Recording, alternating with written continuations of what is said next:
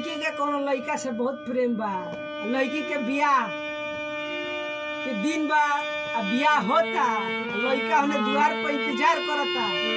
लड़की कौना भाव में कहती है ये देखे के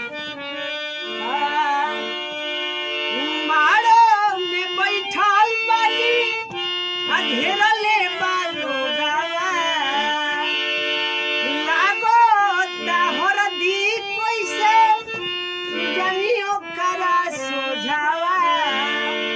कि सखी साले हर जतने घरवा दो बहई अरवा दो हो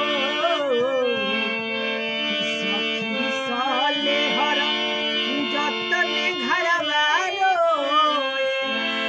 बहरी अरवा दो हो पगली को बैठल बिया हरदी के पीढ़ावा के ई करी पागला के चूप हो पनियो ना पीहे तो कैसे के जीही हो काल्हे से न देखी हमार रूप हो बरवा पिपरवा रोएला सखी साले हर जतने घरवा रोए बहरी अरवा रोए हो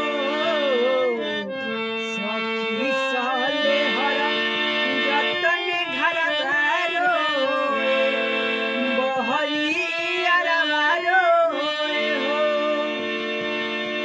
कि खाले बजहरिया मरी जाई बड़ खरा सोझावा हो जाई बना सैया संगे डोलिया हो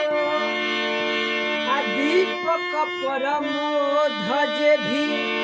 दिलवे में रही है चाहे केहू गलत सही बोली है हो सखी साले हर जतने घरवा